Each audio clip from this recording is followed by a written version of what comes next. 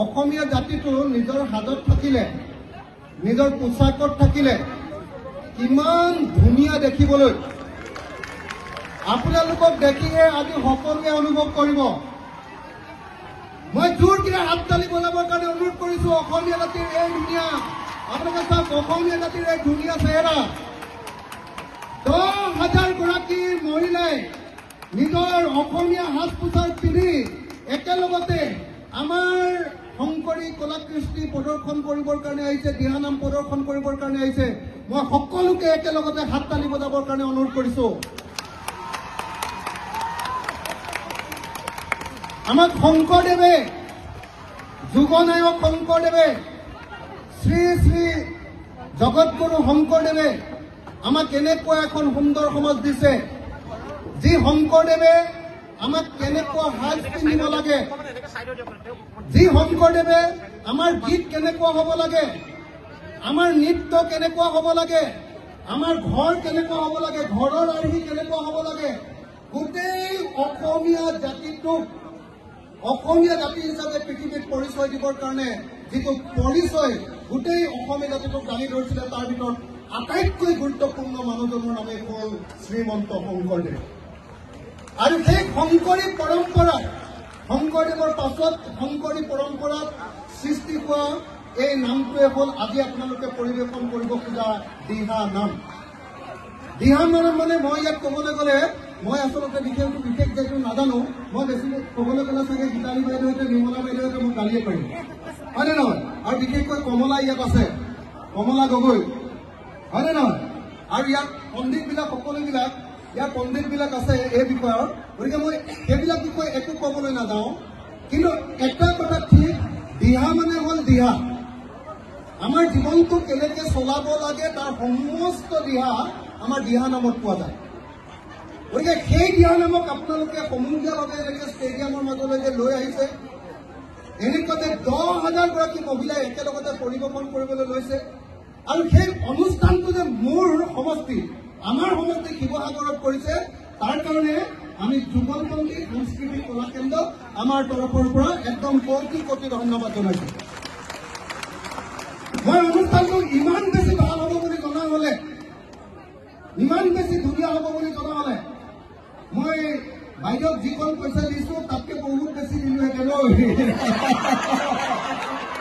ইয়ালৈ আহিয়ে মই দেখিছো মানুহটোৱে ভালকে পানী খাবলৈ পোৱা নাই। মই এতিয়া বেলেগ একো কৰিব নোৱাৰো, আপোনালোকৰ সকলোৰ কাৰণে তৎক্ষণাত চব বনাই দিব নোৱাৰো, চবৰ কাৰণে এবটল পানীয়ে দিম আৰু দেই এতিয়া। আৰু মই ৰাজহুৱাকে প্ৰতিশ্ৰুতি দিছো, এইটো অনুষ্ঠানত যদি কিবা ধাৰ ধুৰ থাকি যায়, মই অকণমান সৰুকে কিবা এটা সহায় কৰিছিলো, যদি কিবা ধাৰ ধুৰ থাকি যায় সেই সমস্ত ধাৰ ধুৰ মাৰি দিয়া দায়িত্বটো মই লৈছো। মানে ইমান ধুনীয়া অনুষ্ঠান হ'ব বুলি মই ভবা নাছিলো। চৰকাৰে যদি এইটো অনুষ্ঠান পাতিলেহেঁতেন অতি কমেও 10 কোটি টকা খৰচ কৰিলেহেঁতেন, হয়নে নহয়? আপোনালোকে নিজৰ পৰা কেই টকাকে দিছে?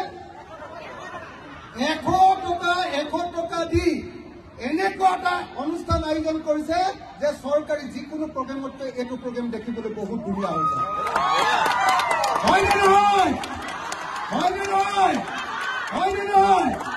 গতিকে যুগলপন্থী সাংস্কৃতিক কলা কেন্দ্ৰ মই গোটেই শিৱসাগৰৰ মানুহৰ তৰফৰ পৰা, মই গোটেই শিৱসাগৰৰ মানুহ বুলি এইকাৰণে কৈছো যে আপোনালোকে মোক শিৱসাগৰৰ বিধায়ক পাতি থৈছে, গতিকে গোটেই শিৱসাগৰৰ মানুহৰ তৰফৰ পৰা মই বাইদেউ আৰু বাইদেউৰ লগত জড়িত থকা সকলোকে মোৰ তৰফৰ পৰা ধন্যবাদ জনাইছো। ইয়াতে যিসকল শিল্পী বাদ্যযন্ত্ৰৰ লগত জড়িত হ'ব, আৰু কমলাকে ধৰি আমাৰ কমলা, মোৰ মানে ভাই কমলা গগৈ ক'ত গলি? ঐ কমলা, কিমান দূৰত আছে তোমাৰ? কমলা গগৈ, দিহা নামৰ নাম মানে কমলা গগৈ, হয়নে নহয়? এই কমলা গগৈ আজি আমাৰ ইয়াত আছে। গতিকে মই সকলোকে শিৱসাগৰবাসী হৈ মই এটা সেৱা ল'ব খোজো। ইয়াতে মঞ্চতে লওঁনে তাতে গৈ লওঁ, সেইডোখৰত গৈ এটা সেৱা লৈ মোৰ বক্তব্য শেষ। আপোনালোকৰ সকলোৰে সন্মুখত এটা খালী সেৱা লওঁ, ৰাইজৰ মাজলৈ আগলৈ গৈ সেৱা শেষ। কমলা, সকলোৱে কমলাৰ কাৰণে এটা হাত চাপৰি দিয়ক। গোটেই অসমতে দিহানাম পৰিৱেশন কৰি দিহানাম নামক একদম জনপ্ৰিয় কৰি ৰাখিছে, হয়নে নহয়? তো গতিকে মই সকলোকে ধন্যবাদ জনালো। আৰু এতিয়া মই এটা দীঘলকে আপোনালোকৰ সন্মুখত সেৱা ল'ব খোজো আপোনালোকৰ সন্মুখত যিসকলে আমাৰ অসমীয়া জাতীয় সংস্কৃতি ৰক্ষা কৰি আছে সত্ৰীয়া সংস্কৃতি ৰক্ষা কৰি আছে আপোনালোকৰ সন্মুখত এটা খেললৈ মই মোৰ বক্তব্য সামৰণি মাৰিব খুজিছো আকৌ বাইদেউ কৰো যদি কিবা ধাৰ থাকি যায় ডাইৰেক্টলি মোৰ ঘৰলৈ যাব আৰু মই ৰাজহুৱাকে প্ৰতিশ্ৰুতি দিছো যদি নিদিওঁ তেতিয়াহ'লে মোক একদম ধৰিব আৰু আপোনালোকৰ কাৰণে এতিয়া তৎক্ষণাত একো কৰিব নোৱাৰো অকল খালি এবটল পানী পঠিয়াই দিম আৰু তেনেকে একো কৰিব নোৱাৰো দেই সকলোকে একদম নহয় তালৈকে থকা সকলোকে ধন্যবাদ আৰু কৃতজ্ঞতা জনাইছো আমাৰ সমষ্টিবাসী ৰাইজৰ তৰফৰ ধন্যবাদ জয় আই অসম জয় আই অসম জয় আই অসম জয় গুৰু শংকৰ জয় গুৰু শংকৰ